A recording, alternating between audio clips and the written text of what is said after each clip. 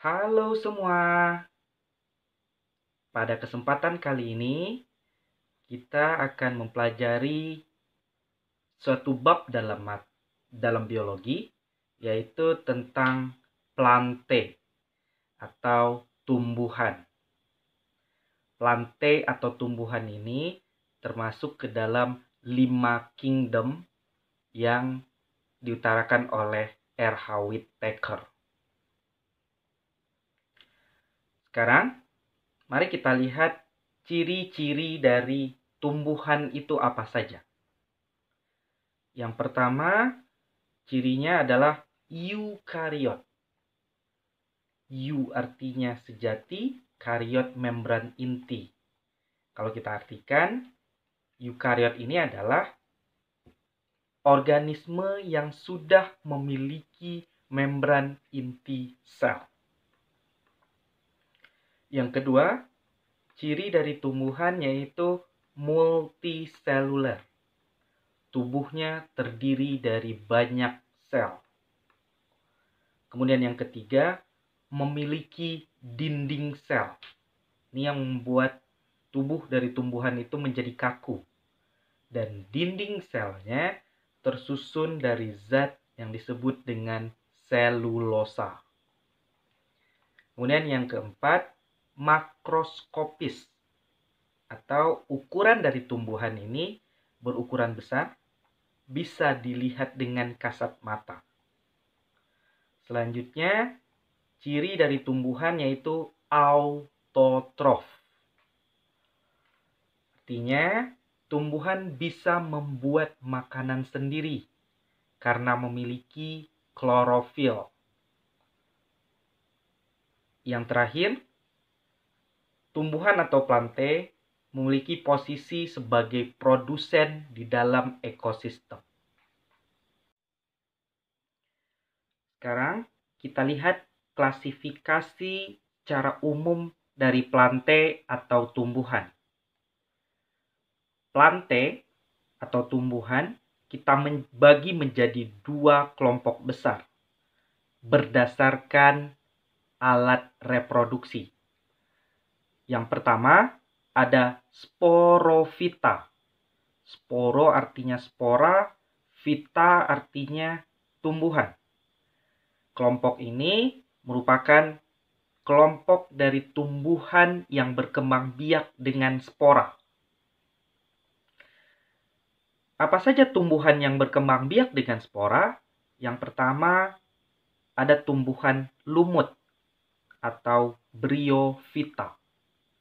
Kemudian yang kedua, ada tumbuhan paku atau pteridophyta.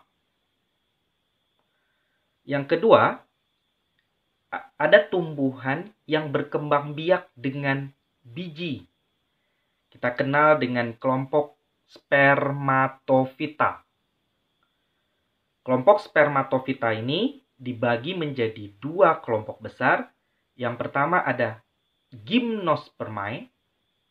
Kita kenal dengan tumbuhan biji terbuka. Kemudian yang kedua ada angiospermae. Tumbuhan biji tertutup. Selanjutnya, angiospermae dibagi menjadi 2 kelompok besar, yaitu ada tumbuhan monokotil dan dikotil. Berdasarkan ada atau tidaknya pembuluh di sini artinya memiliki xilem dan floem yang berfungsi untuk mengangkut bahan dan hasil fotosintesis. Maka, lumut itu termasuk ke dalam tumbuhan atracheophyta. A artinya tidak, tracheo pembuluh, phyta tumbuhan. Jadi, lumut ini merupakan kelompok tumbuhan yang tidak memiliki pembuluh atau tidak memiliki xilem dan floem. Pertanyaannya, terus pengangkutan di tubuhnya dilakukan dengan apa? Nanti kita akan bahas lebih dalam lagi. Kemudian, paku sampai tumbuhan biji keseluruhannya termasuk ke dalam tracheophyta. Tracheo artinya pembuluh, vita artinya tumbuhan. Jadi, ini termasuk ke dalam tumbuhan yang memiliki pembuluh atau memiliki xilem dan floem sebagai alat pengangkut di dalam tubuhnya. Kita lihat kelompok plante atau tumbuhan yang pertama, yaitu ada lumut atau bryophyta. Lumut atau bryophyta ini termasuk ke dalam tumbuhan peralihan antara Talophyta ke Cormophyta. Talophyta itu artinya tumbuhan talus, tumbuhan yang belum memiliki akar, batang, daun sejati. Contoh dari Talophyta ini adalah alga atau ganggang. Kemudian Cormophyta itu artinya tumbuhan kormus, yaitu tumbuhan yang sudah memiliki akar, batang, daun sejati. Sedangkan lumut termasuk ke dalam peralihan di antara keduanya. Kenapa?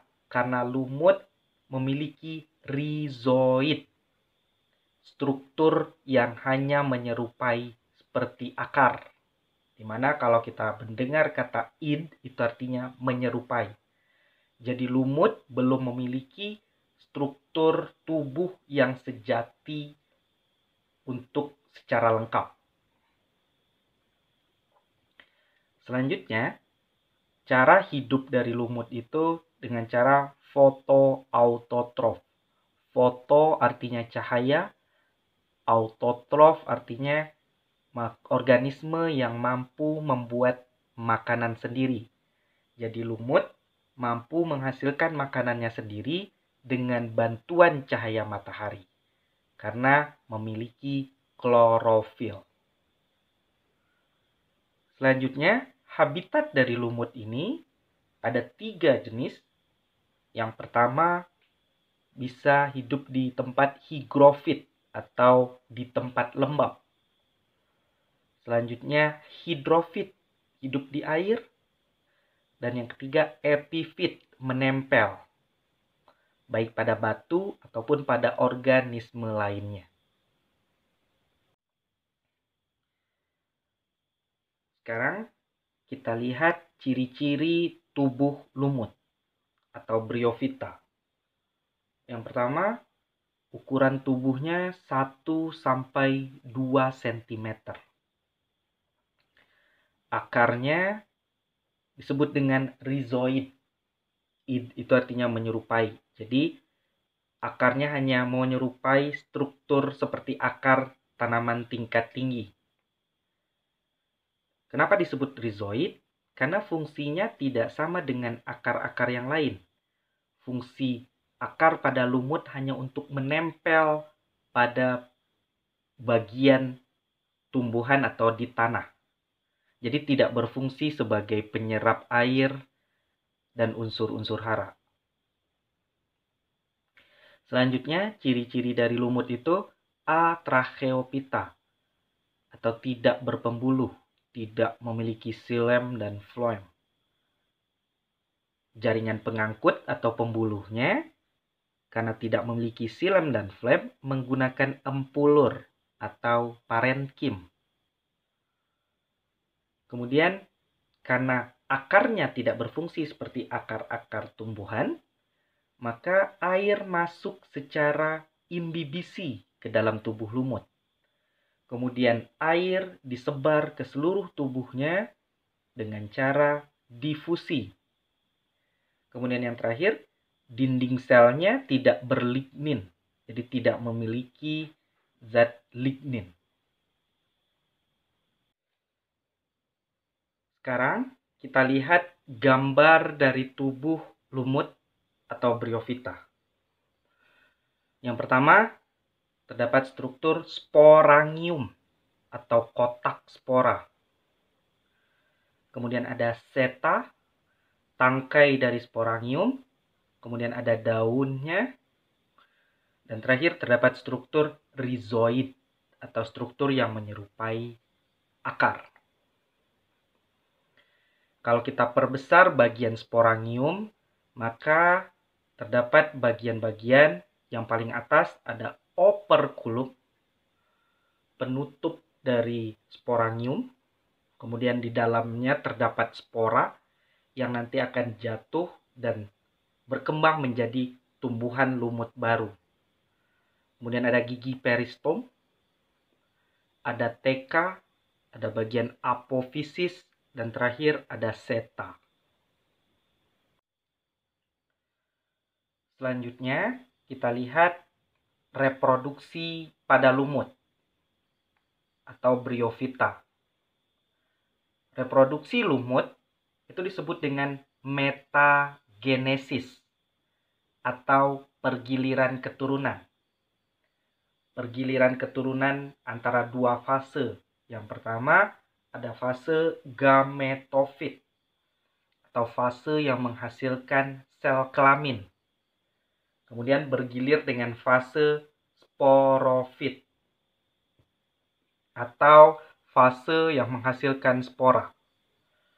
Untuk tumbuhan lumut, fase yang paling dominan yaitu fase gametofit, di mana pada fase ini kita akan melihat tumbuhan lumut itu sendiri.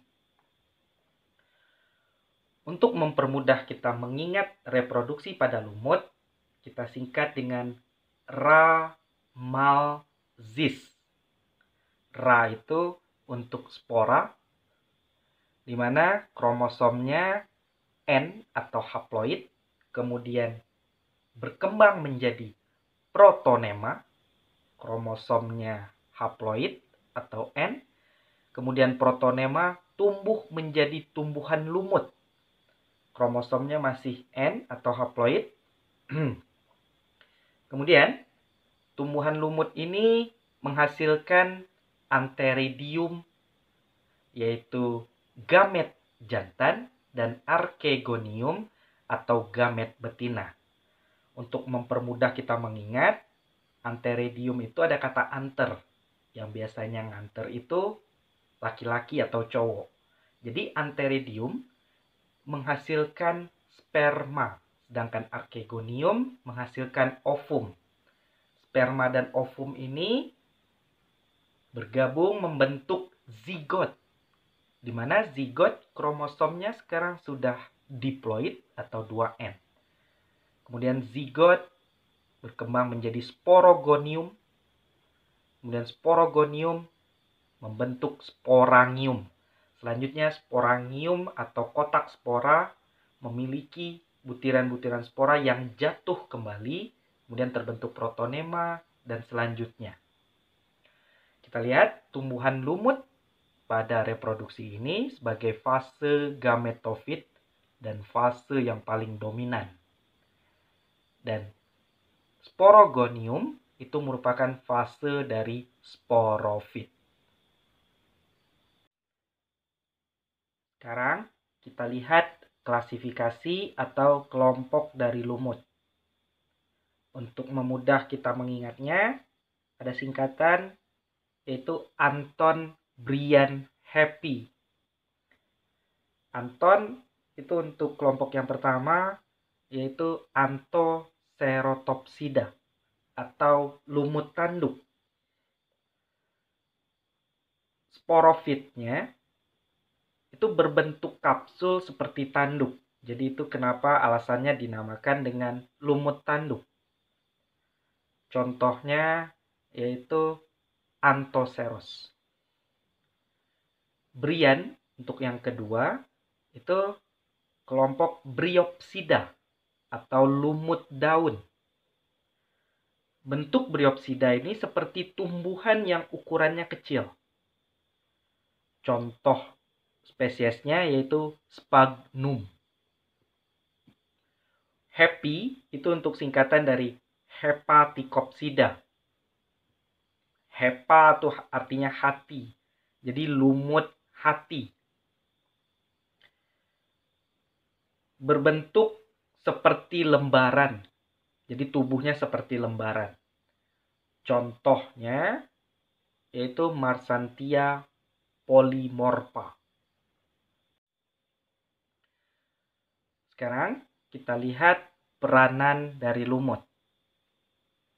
Yang pertama, berperan sebagai vegetasi perintis atau tumbuhan awal sebelum terbentuk tumbuhan-tumbuhan lain di suatu lahan.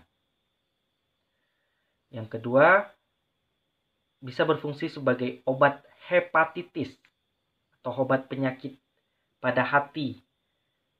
Contohnya yaitu pada spesies Marsantia polymorpha, di mana Marsantia polymorpha ini termasuk ke dalam jenis atau klasifikasi lumut hati atau Hepaticopsida.